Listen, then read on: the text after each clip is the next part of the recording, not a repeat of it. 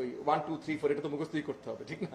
কিন্তু এই যে কনসেপ্টগুলো, এডিশন মানে কি, সাবট্রাকশন মানে কি, ডিভিশন মাল্টিপ্লিকেশন মানে কি, সো দ্যাট আপনি ভিন্ন সংখ্যা দিয়ে দিলেও তারা ওটা নিজেরা ওয়ার্কআউট করতে পারতে পারে, ওই কনসেপচুয়াল একটা ইনসাইটফুল আন্ডারস্ট্যান্ডিং, এই জিনিসগুলো আমরা কিভাবে দিতে পারি? আজ এই প্রজেক্টে আপনাদের হয়নি, অন্য কোন প্রজেক্টে হয়েছে, সেই জিনিসগুলো আমরা জানতে চাই।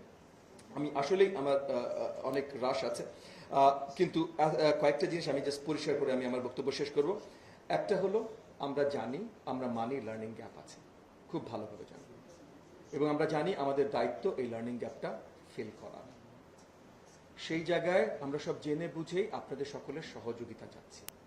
আপনারা আমাদেরকে ক্রিটিসাইজ করতে চান, মাত্র 3 মাস এসেছি, মাত্র শুরু করেছি, 6 মাস পর অনেক ক্রিটিসাইজের সময় থাকবে, 1 বছর পর, 2 বছর পর, 5 বছর সরকার 5 বছর ক্রিটিসাইজ করবেন ভাই, মন খুলা, ফ্রন্ট পেজে করবেন, টিভির পর্দায় করবেন, কোনো অসুবিধা নেই।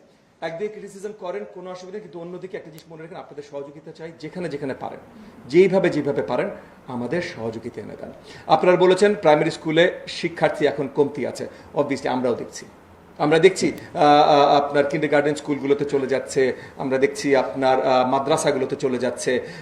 এইগুলোর আমাদের একটা দায়িত্ব আছে প্রাইমারি স্কুলে নিয়ে আসা, তবে এডিশনালি আপনাদেরকে বলি আমাদের দায়িত্ব পুরো শিক্ষা ব্যবস্থা। সো যে কিন্ডারগার্টেনে চলে যাচ্ছে সেই কিন্ডারগার্টেনে কেউ যদি সঠিক শিক্ষা পায়, যে মাদ্রাসায় চলে যাচ্ছে ওই মাদ্রাসায় যে জন্য সঠিক শিক্ষা পায়, সেটাও আমাদের দায়িত্ব। আমরা ইতিমধ্যে বসা শুরু করেছি, English medium, Bangla medium, kindergarten, এদের সবার সাথে আমরা বড় দাগে বসা শুরু করেছি। এদের যতগুলো অ্যাসোসিয়েশন আছে, এগেন অ্যাসোসিয়েশনের বাইরে অনেক কিছু আছে, কিন্তু বড় অ্যাসোসিয়েশনগুলোকে আমরা মন্ত্রণালয়ে ডেকে সবার সাথে বসছি। আমরা চাই একটা টাইম ফ্রেম, হয়তো 1 বছর, হয়তো 2 বছরের ভেতরে, নট মোর দেন 2 ইয়ার্স, 1 বছরের নিচে হয়তো হবে না, 2 বছরের বেশি আমরা দেব না। এর ভেতরে পুরো সিস্টেমটাকে, প্রাইমারি সিস্টেমের কথা বলছি আমি, আমার যেটা দায়িত্ব আমি সেটা নিয়ে বলছি, প্রাইমারি সিস্টেমটাকে আমরা অ্যালাইনমেন্টে নিয়ে আসতে চাই।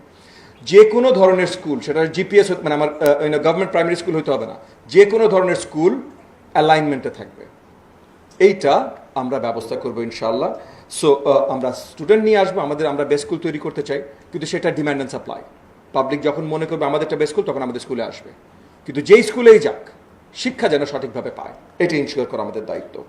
সো সেটা আমরা করব, আপনারা আমাদের সহযোগিতা করবেন।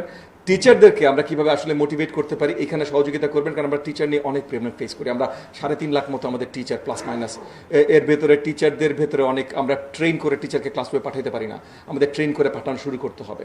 টিচাররা যখন চাকরির জন্য অ্যাপ্লাই করে, আমরা ক্যাচমেন্ট এরিয়া ধরে দেই যে এই উপজেলা ওই উপজেলা, ওনারা যদি উপজেলায় নাও থাকে, ওখানে একটা অ্যাড্রেস নিয়ে অ্যাপ্লাই করে চাকরি পাওয়ার পর তারপর আবেদন করে চেঞ্জ করার।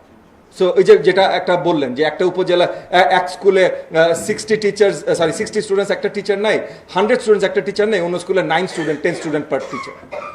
এই প্রবলেমগুলো এই কারণে হয়।